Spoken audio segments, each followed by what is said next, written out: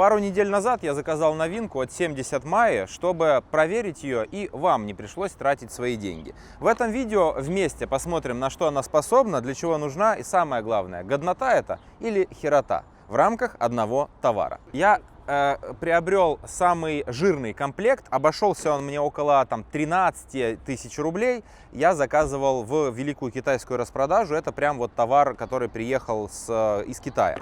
Ссылку, если надо, внизу оставлю. Чем примечателен этот девайс и почему я захотел его протестировать? Во-первых, в самой жирной комплектации это гаджет, который достаточно компактен, но при этом умеет писать в 3 канала. Это девайс от достаточно известной фирмы 70mai. И некоторые комментаторы в прошлых видео очень просили сделать обзор на эту модель, потому что у нее есть камера в салон. То есть это дело будет полезно как для таксистов, так и для людей, которые занимаются частным извозом, или просто те, которые проезжают с семьей и хотят какое-то впечатление, оставить вот у себя в телефоне, чтобы на мобилу, это все дело не отвлекаться. Я его, естественно, успел уже протестировать, но оставил некоторый функционал вместе с вами, чтобы пройти это и честные эмоции показать.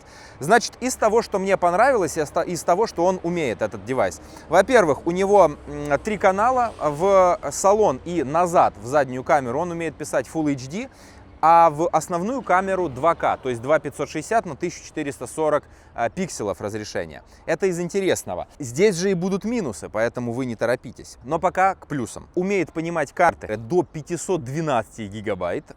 Вроде как и заявлено, но на коробке я, по-моему, такой инфы не нашел. Зато я, когда всунул эту самую SD-шку, самая большая, которая у меня была, он ее прочитал на 512 гигов. Это прикольно. Здесь есть суперконденсатор, поэтому он достаточно легкий, и ему ничего не будет ни на жаре, ни на, собственно, морозе.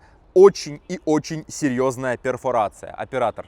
Просто вот через эти дырки можно меня снимать. Тут прям вот как решетка у Шкоды.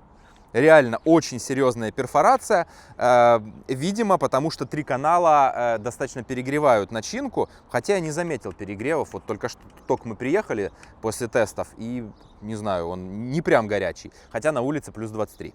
Есть индикация. Управляется он кнопочками, снизу кнопка включения и 4 кнопки навигации. Камера в салон, она умеет вверх-вниз поворачиваться, для того, чтобы ее можно было внутри салона регулировать. К сожалению, влево-вправо у нее нет регулировки. Передняя камера тоже никак не регулируется, крепится девайс на двойной 3М скотч, ровно как и камера заднего вида. Тоже на 3М скотч, она пластиковая, она внутрисалонная. То есть при большом желании ты ее можешь повернуть даже с салона, из затылков друг друга снимать. Что еще из впечатлений?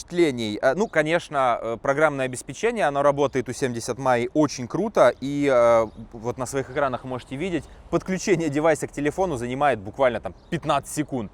Никаких танцев с бубнами, просто включил Bluetooth, GPS и Wi-Fi, и за 10 секунд у тебя девайс сразу подключился. Это прикольно. Его можно настроить как через экран, несмотря на небольшой размер, ну как небольшой, он в ширину и в высоту небольшой, а вот в длину он сантиметров менее 15. Слева 2 разъема USB Type-C, один за питание отвечает, второй за подключение камеры заднего вида. Сверху карта памяти, справа пусто и снизу кнопки. Сзади экран и фронтальная камера. Есть, естественно, все функции HDR, вот эти вот, которые направлены на вытаскивание информации из светлых и темных участков. Теперь переходим к интересностям. Динамик. Спереди динамик. Первое, значит, по поводу углов обзора. Здесь не прям все так ярко, но из-за того, что камер много, в принципе, их хватает. Основная камера вперед умеет 125 градусов видеть. Салонная камера, самая широкая, видит 147 градусов. То есть они специально сделали здесь такую, видимо, внутри широкую линзу, для того, чтобы можно было все запечатлеть. Задняя камера снимает с углом 130 градусов. При этом, если подключены все 3 канала, то основная матрица умеет 30 fps, задняя 25, а вот внутрисалонная, и это я считаю минусом, всего лишь 15 FPS.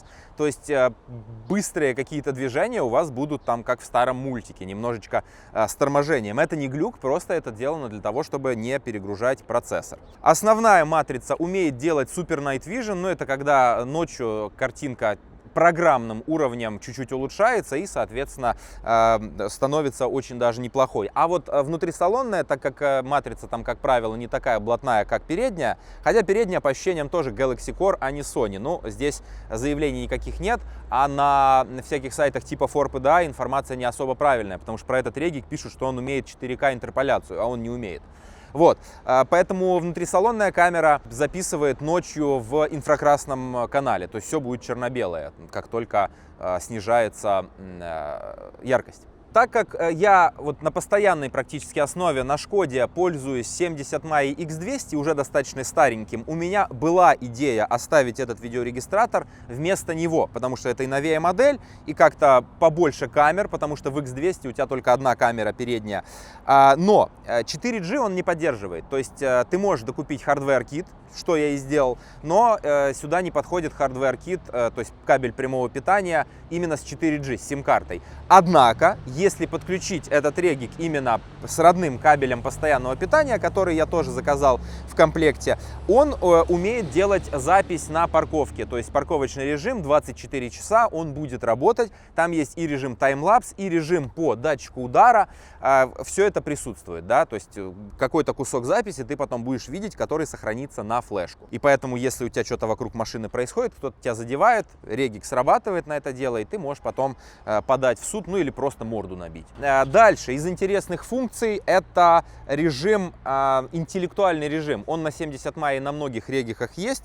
Это режим, который вас предупреждает о том, когда вы съезжаете с полосы, там, о том, когда машина трогается передняя и так далее. Здесь он тоже присутствует, он не прям расширенный, как на том же, например, X200 или X800, а X800 я, кстати, постараюсь взять в ближайшее время тоже на обзор и заменить таким образом X200. Вот. Но здесь тоже есть всякого рода вот эти интеллектуальные функции, ну там, скажем так, функции искусственного интеллекта. Они отрабатывают нормально, стабильно, и за эту цену, то, что они есть, это, конечно, больше хорошо, чем плохо. Самое основное. Нормальное стекло закрывает экран. Экран IPS почти на 2 дюйма, 1,9. Им пользуешься в целом только один раз, когда настраиваешь. Либо с телефона ты это можешь сделать, либо через вот эти самые кнопки.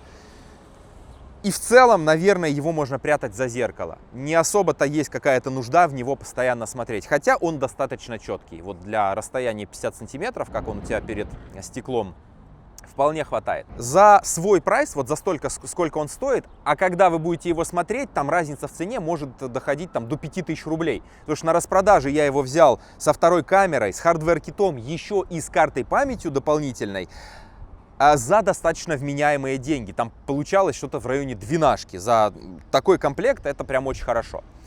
Вот, соответственно, я рекомендую покупать такие устройства исключительно в распродаже. Девайс после тестов, я здесь его протестирую, попробую еще отцу установить в автомобиль, и после чего он, скорее всего, может продаваться в моей группе Easy Device, на которую заходи и, собственно, смотри, в единичном экземпляре гаджеты появляются достаточно частные и по вменяемым ценам. Ах да, по поводу ночной съемки, несмотря на то, что камера здесь не весь какая прям звезд хватает, но она просто хорошо показывает, зато ночью она выдает хорошую картинку. Я думал, почему? Потом просто почитал характеристики, оказывается, что у нее диафрагма 1,55. Это достаточно широкая и большая дырка, которая, собственно, позволяет много света положить на матрицу и таким образом не терять в качестве. Это достаточно хороший показатель, скажем так, хорошая характеристика. В целом, вот если я все-таки делаю такой отзыв, скажем так, да, после нескольких часов использования и после того, как ждал этот девайс более 2 недель, что я могу сказать? Годнота это или херота? По моему ощущению, это больше годнота, потому что я расстроился здесь, пожалуй, только в 2 моментах. Первый момент — это внутрисалонка 15 FPS пишет. Для меня это было расстройство, потому что я думал хотя бы по 25 во все 3 канала. Вот. Но если брать для таксиста, для человека, которому просто нужно передать информацию и суть происходящего в салоне, этого за глаза. То есть тебе не надо там какие-то сверхъестественные футажи. И то, что вот эта камера поворачивается только вверх-вниз. Я думал, влево-вправо можно крутить, но в целом все видно. В целом все видно, это больше моя придирка и больше мое ожидание. Вот. Так, что я ожидал, я то и получил, поэтому, если бы это была рубрика с несколькими гаджетами, я бы такому девайсу спокойно поставил 8-9 Юричей из 11. То есть это практически достаточно высокий балл. Если вы смотрите мое постоянное шоу и мою рубрику, то вы знаете, что более 7-8 баллов получает только реально достойное устройство. В целом за свой прайс это неплохо. Если бы он стоил там выше 15, ну не, я бы уже подумал. А вот до 13, за 12 вполне неплохо. Позиционирование нормальное, с замкадом ты включаешь, он GPS ловит. Причем он работает не только по спутникам GPS, еще и Beidou и GLONASS. Во всяком случае, так заявлено.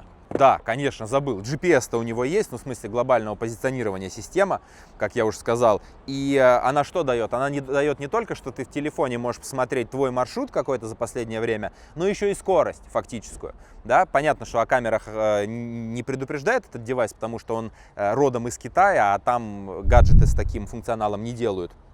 Вот, но скорость он твою покажет. Плюс есть еще из интеллектуальных функций голосовое управление. Там take фото, рекорд видео, это все работает, он слушается. То есть тебе даже не надо там запоминать эти кнопки и ими использовать. В целом, вот то, что я сказал выше по поводу баллов, вполне себе девайс заслуживает. Он добротный, хорошо собран и отрабатывает, скажем так, свои бабки. Если кто пользовался, напишите свой отзыв в комментариях, как вам. Всем спасибо за просмотр, берегите себя, бодрости духа, удачи!